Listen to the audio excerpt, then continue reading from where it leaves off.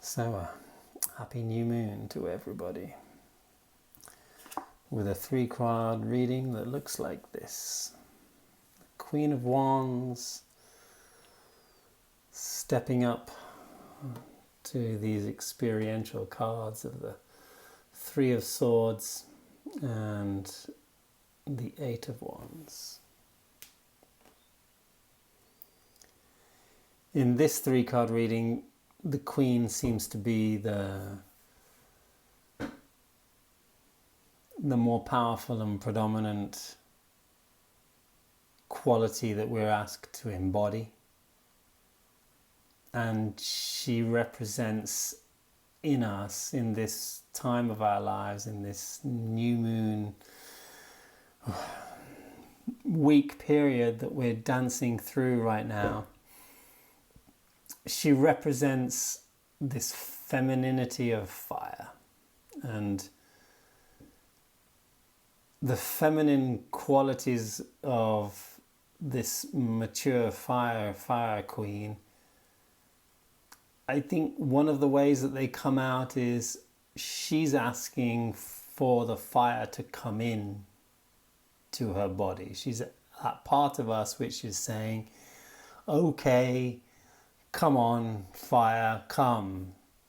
Transform me, heal me, change me, inspire me, uplift me. Bring the passion into my life.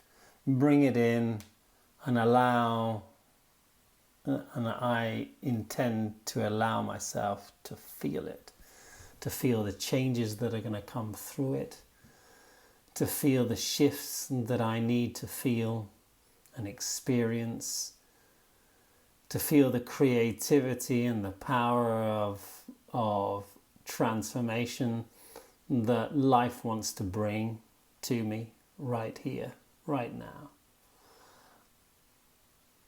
And here's the tricky point. She also says, I don't care how it comes. I don't care what it looks like. I don't care if it burns. I don't care if it's uncomfortable. I would like the transformation of this fire to be complete, to be experienced to its fullness, and I welcome it in. The how isn't as important as the transformation that can come from the how. What it looks like is not nearly as important as the outcome, the change that can be born from it, the birth of new inspired inspiration that can come through any experience. We will quite often welcome experiences that are uplifting and inspirational and obviously full of high vibrational light and love and all of that.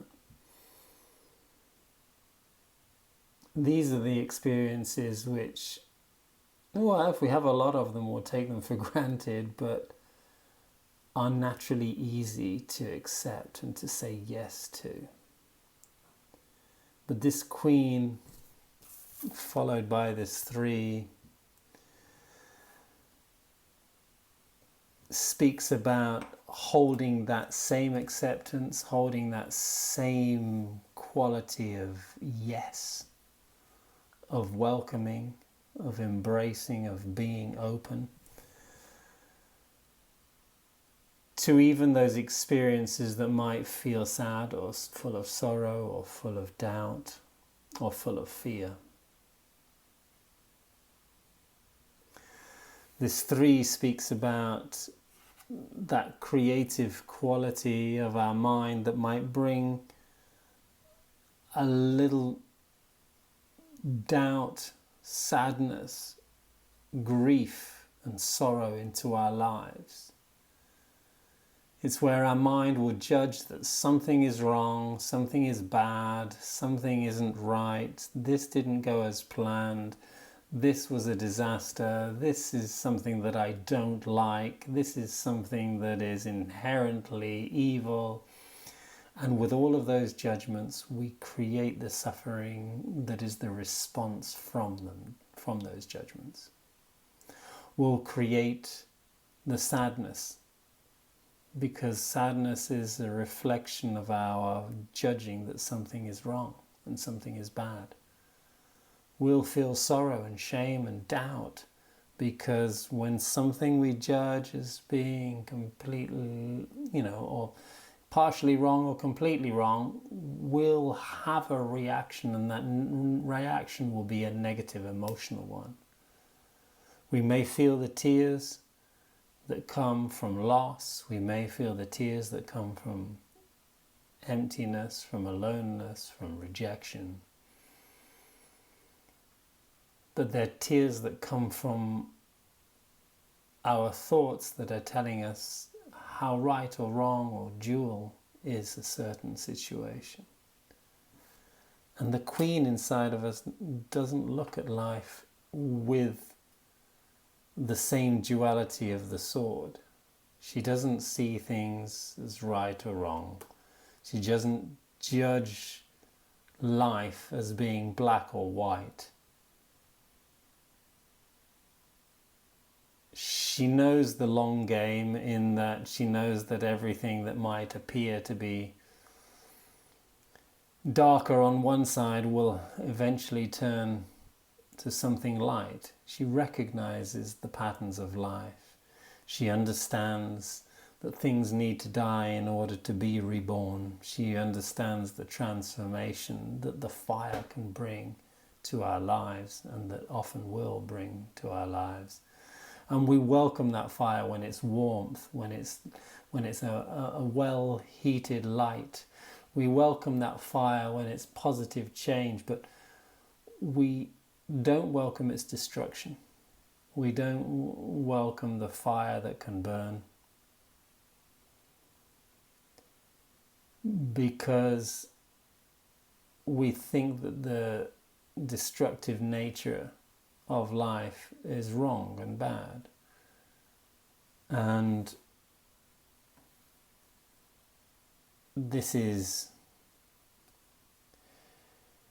a tough one for us to change a lot of the time. In some circumstances we can accept it. In some areas of life it's very easy for us to see the good in the bad and the bad in the good.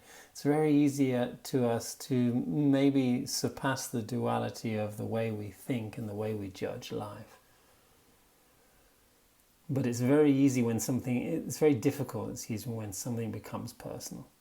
It's very difficult when something touches a judgment that we are very strongly invested in, when there's a right or wrong that's triggered that is very close to home, that may challenge our identity, may challenge who we think we are, may challenge some of the beliefs that we have chosen to identify with so strongly that to let go of those beliefs means feeling that we lose a part of ourselves. This queen isn't scared of that loss. She's not scared of losing some of her identity in order to find a greater sense of it. She's not afraid of losing attachment to a certain belief about who she is, so that she can embody and embrace a greater and bigger belief, a broader one, a belief of more amplitude, of more inspirational power. These 8 wands represent all of our mind flying to the highest of heights and bringing back down to earth a quality of thinking and a quality of belief that relates to a fiery way of thinking. And a fiery way of thinking is not to be passionate about our beliefs It's about allowing our thoughts to transform and to change. It's about allowing our ideas to die and to be born, and for new ideas to be born from those ashes. It's about our mind being willing to change. It's not about being fixed in one opinion. It's about seeing both sides of both sides. And it's about looking at life and seeing ourselves. It's about seeing ourselves in all of life, even what we might judge as being wrong and bad. And it's about seeing ourselves everywhere. I was just speaking to my beautiful community group and saying how this queen represents a very self-centered part of ourselves. She's the part of us that looks at life and looks at the experiences that we're having in life and understands that she has brought it all in. She's called it all in. She is the dynamic attraction for it all. And yet some of what we call into our lives, we wouldn't have done so consciously. We often look at the experiences that we have in life and we say, I would never ask for that. I don't want this. But the Queen says, hey, find that part of us that knows that whatever we've called in has has a higher intention for us in some way or another. If we can view our experiences through the eyes of this Queen, we'll see the beauty in the suffering, the sorrow. We'll see the beauty in the grief and our sadness. We'll see how we need to call it in sometimes in order to grow and in order to see those beliefs that we're holding that might need to be released, so that we can see how we are the primary creators of our own suffering. And this is part of the Queen's gift. She's so self-centered that some people might call her egocentric or selfish. But this isn't the real truth. She's self-centered because she owns everything. She's self-centered because she knows that she is that magnetic, dynamic pull to all the experiences that she has. And while we might forget at sometimes that everything that we call in and everything that we experience in life is working for us, not against us, we might forget it. This Queen is our reminder. She is saying, no, no, no, no. We called it in. We made this happen. And this isn't the worst thing. This isn't the wrong thing. This is for our personal growth. This is so that we can uplift our minds out of maybe a stagnant version of duality into an inspirational version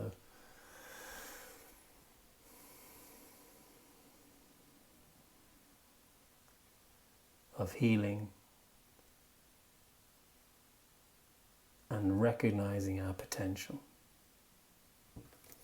There's something in this 8 which speaks about that. It's about sending the wands into the air, into the mind, and capturing what could be our higher potential. That potential starts from recognizing how life is fundamentally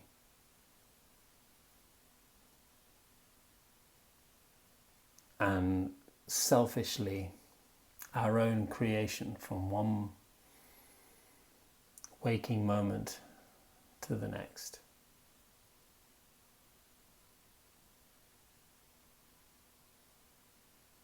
The Queen is the master at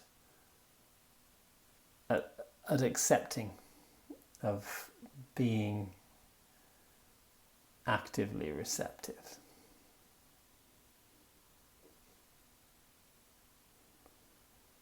And she is the best at this because, not because she doesn't know how to say no, but there is a yes before every no, which means, oh yes, I'll embrace this experience, this opportunity, even if the opportunity that I'm embracing is an opportunity to say no. First, she'll say yes to it.